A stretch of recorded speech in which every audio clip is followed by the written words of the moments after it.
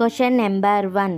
మొదటి శుద్ధ సంస్కృత శాసనం వేయించినది ఎవరు? ఆన్సర్ రుద్రదమనుడు. Question number 2. అశోకుని ధర్మం ఏమిటి?